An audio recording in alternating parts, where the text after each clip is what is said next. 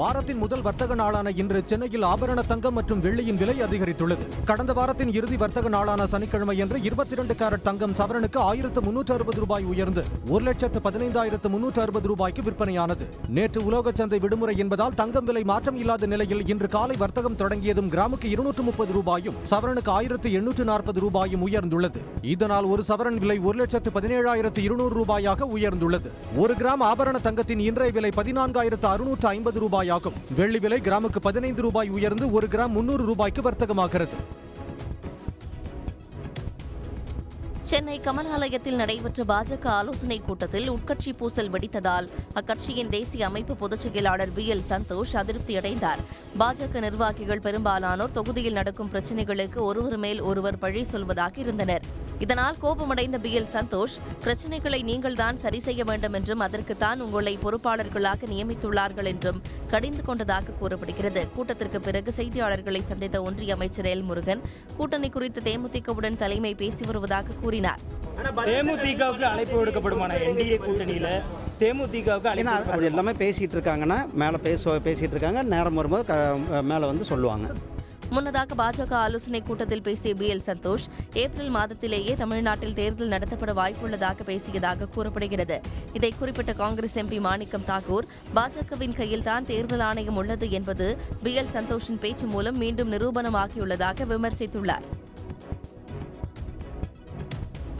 ரஜினிகாந்த், விஜய், அஜித் போன்ற நடிகர்களின் படங்களை மக்கள் ரசிப்பார்கள். ஆனால் விஜயின் அரசியலை மக்கள் ஏற்க மாட்டார்கள் என அதிமுக முன்னாள் அமைச்சர் கடம்பூர் ராஜு குறிப்பிட்டுள்ளார். தூத்துக்குடி மாவட்டம் விளாத்திக்குளத்தில் தாவேக நிர்வாகிகள் கடம்பூர் ராஜு முன்னிலையில் அதிமுகவில் இணைந்தனர். நிகழ்வில் பேசிய கடம்பூர் ராஜு, மெர்சல் திரைப்பட வெளியீட்டிற்கு எடப்பாடி பழனிசாமி உதவிய போது வாழ்நாள் முழுவதும் நன்றிக்கடன் பட்டுள்ளதாக கூறியதை விஜய் மறந்துவிட்டதாக தெரிவித்தார். அரசியல் திமுக பாஜக தலைவரை மட்டும் கூட அவர் சொன்னதை பற்றி எங்களுக்கு ஆட்சேபம் இல்லை. அவருக்கு என்னன்னா அதிமுக பேரை சொன்னதுக்கே அவர் பயம்.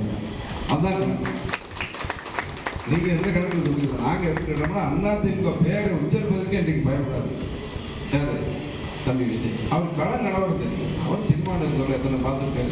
தாவேக்காவில் இணைந்த செங்கோட்டையனை பார்த்தால் பாவமாக இருப்பதாக கூறிய கடம்பூர் ராஜு, செங்கோட்டையன் நொந்து நூடுல்ஸ் ஆகிவிட்டதாகவும் விமர்சித்தார். சபரிமலை கோவில் தங்க தகடுகளை பாபா அணு ஆராய்ச்சி நிலையத்திற்கு அனுப்பி பரிசோதிக்க கேரள உயர்நீதிமன்றம் உத்தரவிட்டுள்ளது. ஐயப்பன் கோவில் சன்னிதானத்தில் உள்ள தூண்கள், துவாரபாலகர் சிலையில் இருந்த தங்க தகடு திருடப்பட்டதாக புகார் எழுந்தது. இந்த வழக்கு கேரள உயர்நீதிமன்றத்தின் உத்தரவின் பேரில் சிறப்பு புலனாய்வு குழு விசாரணை நடத்தி வருகிறது. இந்த வழக்கு கேரள உயர்நீதிமன்றத்தில் விசாரணைக்கு வந்தபோது தங்க தகடு திருட்டு வழக்கை விசாரிக்கும் SITயின் கோரிக்கையை ஏற்று பாபா அணு ஆராய்ச்சி நிலையத்துடன் இணைந்த தேசிய பரிசோதனை மையத்திற்கு தங்க தகடுகளை அனுப்ப நீதிபதிகள் உத்தரவிட்டனர். தற்போது பொருத்தப்பட்டுள்ள தகடுகளில் எவ்வளவு தங்கம் உள்ளது என்பதை கண்டறியவும் ஆணையிட்ட நீதிமன்றம் வழக்கை 19ஆம் தேதிக்கு ஒத்திவைத்தது. மக்களவை சபாநாயகர் மீது நம்பிக்கையில்லா தீர்மானம் கொண்டுவர எதிர்க்கட்சிகள் திட்டமிட்டுள்ளன. பட்ஜெட் கூட்டத்தொடரில் கடந்த வாரம் குடியரசுத் தலைவர் உரைக்கு நன்றி தெரிவிக்கும் தீர்மானத்தின் மீதான விவாதத்தின் போது எதிர்க்கட்சித் தலைவர் ராகுல் காந்தி சீன ஆக்கிரமிப்பு குறித்த முன்னாள் ராணுவ தளபதி நரவணேயின் குறிப்புகளை மேற்கோள் காட்டி பேச முயன்றார். அதற்கு ஒன்றிய அமைச்சர்கள் ராஜ்நாத் சிங், அமித்ஷா உள்ளிட்டோர் எதிர்ப்பு தெரிவித்த நிலையில் ராகுல் பேசுவதற்கு சபாநாயகர் ஓம் பிர்லா அனுமதி மறுத்ததால் எதிர்க்கட்சி MPக்கள் முழக்கமிட்டனர். தீர்மானத்துக்கு கடந்த புதன்கிழமை மாலை பிரதமர் பதிலளிப்பார் என்று கூறப்பட்ட நிலையில் மோடியின் பதிலுரை ரத்து செய்யப்படுவதாக அறிவித்த ஓம் பிர்லா அவையை ஒத்திவைத்தார். பிரதமர் மோடியை தாக்க காங்கிரஸ் பெண் MPக்கள் சதி செய்திருந்ததால் அவைக்கு வரவேண்டாம் என பிரதமரை தான் அறிவுறுத்தியதாக ஓம் பிர்லா கூறியதற்கு எதிர்க்கட்சிகள் கண்டனம் தெரிவித்தன. இந்நிலையில் மக்களவை சபாநாயகர் ஓம் பிர்லாவின் செயல்பாடுகளால் கடும் அதிருப்தி அடைந்த எதிர்க்கட்சிகள் அவர் மீது நம்பிக்கையில்லா தீர்மானம் கொண்டுவர திட்டமிட்டுள்ளதாக தகவல்கள் தெரிவிக்கின்றன. மின்னஞ்சல் மூலம் நாடாளுமன்றத்துக்கு வெடிகுண்டு மிரட்டல் விடுக்கப்பட்டுள்ள சம்பவம் தலைநகர் டெல்லியில் பெரும் பரபரப்பை ஏற்படுத்தியுள்ளது. டெல்லியில் உள்ள 9 பள்ளிகளுக்கு மின்னஞ்சல் மூலம் வெடிகுண்டு மிரட்டல் விடுக்கப்பட்டது. காலை 8:30 மணி அளவில் இந்த மிரட்டல் விடுக்கப்பட்டதாக தெரிவித்துள்ள டெல்லி தீயணைப்புத் துறையினர், உடனடியாக 9 பள்ளிகளிலும் தீயணைப்பு வீரர்கள், வெடிகுண்டு நிபுணர்கள் தேடுதல் பணியில் ஈடுபட்டதாக கூறினர். மேலும் அந்த மின்னஞ்சலில் வரும் 13ஆம் தேதி நாடாளுமன்ற கட்டடத்தில் வெடிகுண்டு தாக்குதல் நடத்தப்படும் என்றும் மிரட்டல் விடுக்கப்பட்டுள்ளது. காலிஸ்தான் தேசிய படை என்ற பெயரில் விடுக்கப்பட்டிருக்கும் வெடிகுண்டு மிரட்டலால் பரபரப்பு நிலவியது. இதையடுத்து நாடாளுமன்ற வளாகம் முழுவதும் மோப்ப நாய்களின் உதவியுடன் வெடிகுண்டு நிபுணர்கள் சோதனை செய்தனர். இருப்பினும் வெடிகுண்டு எதுவும் சிக்கவில்லை. திருவாரூரில் சாலையில் கிடந்த 20 சவரன் நகையை போலீசிடம் ஒப்படைத்த தூய்மை பணியாளருக்கு திமுக எம்எல்ஏ பூண்டி கலைவாணன் 4 லட்சம் ரூபாய் சன்மானம் வழங்கினார். சென்னையைச் சேர்ந்த முத்துலட்சுமி தனது உறவினர் வீட்டு நிகழ்ச்சிக்காக திருவாரூர் சென்றபோது நகைகளுடன் கூடிய பையை தவறவிட்டுள்ளார். நகை பையை கண்டெடுத்த திருவாரூர் நகராட்சி தூய்மை பணியாளர் துரை அதனை மீட்டு காவல் நிலையத்தில் ஒப்படைத்தார். அவரின் நேர்மையை பாராட்டி மாவட்ட ஆட்சியர் மற்றும் திருவாரூர் எம்எல்ஏ பூண்டி கலைவாணன் ஆகியோர் நேரில் அழைத்து பாராட்டினர்.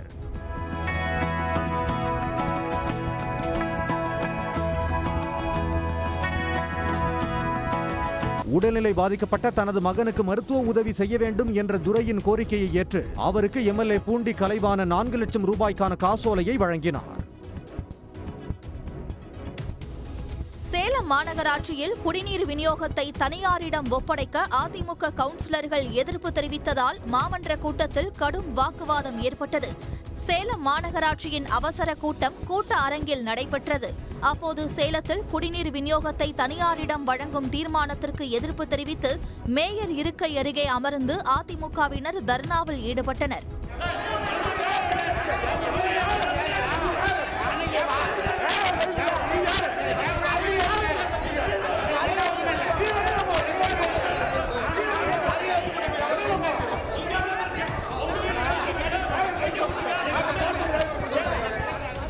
குடிநீர் 24x7 என்ற போர்வையில் 4315 கோடி ரூபாயை தனியாருக்கு தாரை வார்த்து குடிநீர் பிடிக்கிற நம்மெல்லாம் இன்னைக்கு தனியார்கிட்ட கொண்டு போய் ஒப்படைச்சு இந்த குடிநீர் பாமர மக்கள் பயன்படுத்த முடியாத ஒரு சூழ்நிலையை உருவாக்கிட்டு இருக்கிறாங்க. அதிமுக உறுப்பினர்களின் திடீர் தர்ணா போராட்டத்தால் அரங்கில் பரபரப்பு நிலவியது. இவர்களின் போராட்டத்திற்கு திமுக கவுன்சிலர்கள் எதிர்ப்பு தெரிவித்ததால் இரு தரப்புக்கு இடையே வாக்குவாதம் ஏற்பட்டது. புதுச்சேரியில் நடைபெற்ற திருமண வரவேற்பு நிகழ்வில் மொய் பணத்தை மொத்தமாக திருடி சென்று தலைமறைவான குற்றவாளியை போலீசார் கைது செய்தனர். புதுப்பேட்டை பகுதியைச் சேர்ந்த மோகன் மகேந்திரன் என்பவர் தனது சகோதரியின் திருமண வரவேற்பு நிகழ்வில் கிடைத்த மொய் பணத்தை மண்டபத்தின் வெளியே நின்றிருந்த தனது காரில் வைத்துள்ளார். இதனை நோட்டமிட்ட கொள்ளையர்கள் காரை உடைத்து மொய் பணம் 5.5 லட்சம் மற்றும் சில தங்க நகைகளை திருடிவிட்டு தப்பினர். இது தொடர்பாக அளிக்கப்பட்ட புகாரின் பேரில் சிசிடிவி கேமராவில் பதிவான காட்சிகளை ஆய்வு செய்து போலீசார் விசாரணை நடத்தினர். மொய் பணத்தை திருடிவிட்டு திண்டிவனத்தில் மறைந்திருந்த தில்லி கணேஷ் என்ற கொள்ளையனை பிடித்த போலீசார் அவரிடமிருந்து 1 லட்சம் ரூபாய் பணத்தையும் ஒரு தங்க நாணயத்தையும் மீட்டனர்.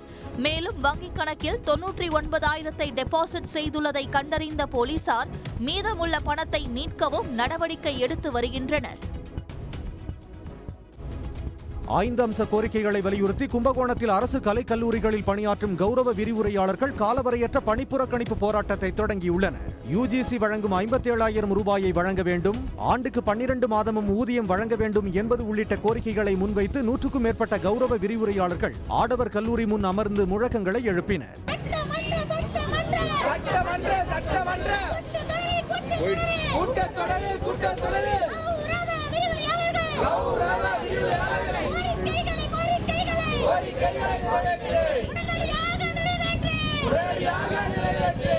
எதையும் நீங்கள் கவனத்தில் கொள்ளாமல் இவ்வளவு அடம்பிடிப்பது இதற்கு பின்னாடி இருக்கக்கூடிய அரசா, இதுக்கு பின்னாடி இருக்கக்கூடிய அரசு அதிகாரிகளா என்பதை எங்களுக்கு உடனடியாக தகவல்களை வழங்கி எங்களுக்கான கோரிக்கைகளை எவ்வாறு நிறைவேற்ற வேண்டும் என்று எங்கள் தலைமையை அழைத்து பேச வேண்டும் என்று கும்பகோணம் கல்லூரியின் சார்பாக உங்களுடைய தமிழக அரசுக்கு மேலான கவனத்திற்கு கொண்டு வருகிறேன். தங்களது நியாயமான கோரிக்கைகளை அரசு உடனடியாக நிறைவேற்ற வேண்டும் என அவர்கள் வலியுறுத்தியுள்ளனர். அரசு வேலை வாங்கித் தருவதாக பண மோசடி செய்த வழக்கில் அதிமுக முன்னாள் அமைச்சர் ராஜேந்திர பாலாஜியின் ஜாமீன் நிபந்தனைகளை தளர்த்த மறுத்துவிட்ட உச்சநீதிமன்றம் இது தொடர்பாக 3 வாரத்தில் பதில் மனு தாக்கல் செய்ய தமிழக அரசுக்கு உத்தரவிட்டுள்ளது. நீதிபதி MM சுந்தரேஷ் தலைமையிலான அமர்வில் இந்த வழக்கு விசாரணைக்கு வந்தபோது ஜாமீன் நிபந்தனையை தளர்த்தி தனது பாஸ்போர்ட்டை ஒப்படைக்க வேண்டும் என ராஜேந்திர பாலாஜி தரப்பில் முறையிடப்பட்டது. அத்துடன் வெளிநாட்டுக்கு செல்லும் விவகாரத்தில் மாவட்ட நீதிமன்றத்தில் அனுமதி பெற்று செல்லுமாறு உத்தரவு பிறப்பிக்கவும் பாதிக்கப்பட்டது. இதையடுத்து அரசு தரப்பில் 3 வாரத்தில் பதில் மனு தாக்கல் செய்ய உள்ளதை சுட்டிக்காட்டிய நீதிபதிகள் ஜாமீன் நிபந்தனைகள் தளர்த்துவது குறித்து தற்போதைக்கு உத்தரவு பிறப்பிக்க முடியாது என தெரிவித்து விசாரணையை ஒத்திவைத்தார்கள். குன்றத்தூர் முருகன் கோயிலுக்கு சொந்தமான நிலத்தில் பசுமை பூங்கா அமைக்கும் பணியில் புதுமண தம்பதிகளும் மரக்கன்று நட்டு வைத்து கவனத்தை ஈர்த்தனர். குன்றத்தூரில் உள்ள சுப்பிரமணியசாமி கோயிலுக்கு சொந்தமாக சுமார் 3.5 ஏக்கர் நிலம் உரிய பராமரிப்பின்றி புதர் மண்டி கிடந்தது. அறநிலையத்துறை அலுவலர்கள், காவல்துறையினர் மற்றும் தனியார் தன்னார்வலர்கள் சேர்ந்து குறிப்பிட்ட இடத்தை தூய்மைப்படுத்தி பசுமை பூங்கா அமைக்க பணிகளை முன்னெடுத்துள்ளனர். குறிப்பாக சந்தனம், செம்மரம், தேக்கு, முக்கனிகள் உள்ளிட்ட மரங்களும் பூச்செடி வகைகளையும் நட்டு பசுமை பூங்கா வளர்க்க திட்டமிட்டுள்ளனர். மரக்கன்றுகள் நடும் நிகழ்வில் தன்னார்வலர்களுடன் குன்றத்தூர் முருகன் கோயிலில் திருமணம் முடித்த புதுமண தம்பதிகளும் இணைந்தனர்.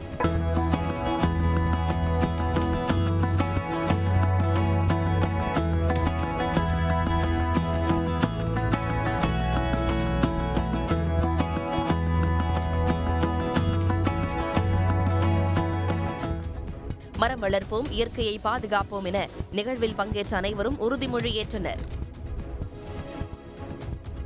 நெல்லை மனோன்மணியம் சுந்தரனார் பல்கலைக்கழகத்தில் விடுபட்ட மாணவர்களுக்கு விரைந்து மடிக்கணினி வழங்க வலியுறுத்தி மாவட்ட ஆட்சியரிடம் மாணவர்கள் கோரிக்கை மனு அளித்தனர். கடந்த வாரம் நெல்லை மனோன்மணியம் சுந்தரனார் பல்கலைக்கழகத்தில் பல்வேறு பிரிவு மாணவர்களுக்கும் மடிக்கணினி வழங்கப்பட்ட நிலையில் டிஃபார்ம் மற்றும் 5 ஆண்டு பாடப்பிரிவில் 3ஆம் ஆண்டு படிக்கும் மாணவர்களுக்கும் மடிக்கணினி வழங்கப்படவில்லை என்று மாணவர்கள் தெரிவித்தனர். நம்ம பல்கலைக்கழகத்தில் டிஃபார்ம் டிபார்ட்மெண்ட்டில் 50 ஸ்டூடெண்ட்டுக்கு மேலே இருக்காங்க. பல்கலைக்கழகத்தில் இந்த இன்டர்கிரேட்டட் டிபார்ட்மெண்ட் சொல்லக்கூடிய ஒரு 6 டிபார்ட்மெண்ட் இருக்குது. அதில் கிட்டத்தட்ட 350க்கு மேலே ஸ்டூடெண்ட்ஸ் இருக்காங்க. அவங்க யாருக்குமே கொடுக்கல. அதில் 5 இயர்ஸ் கோர்ஸு, அதில் தேர்ட் இயர் படிக்கிற ஸ்டூடெண்ட், அதாவது தேர்ட் இயர் படிக்கிறாங்க அப்படின்னா அவங்க யூஜிக்கு சமம், யூஜி தேர்ட் இயர் படிக்கிறதுக்கு சமம். அவங்களுக்கு கொடுக்கப்படவில்லை. 350 ஸ்டூடெண்ட்டுக்கு மேலே இருக்காங்க. டிஃபார்மோட சேர்த்து ஒரு 400 மேலே ஸ்டூடெண்ட் இருக்காங்க. அவங்க யாருக்குமே லேப்டாப் கொடுக்கப்படவில்லை. மாணவர்களின் கல்வி நலன் கருதி விரைந்து மடிக்கணினி வழங்க வேண்டும் என அரசுக்கு மாணவர்கள் கோரிக்கை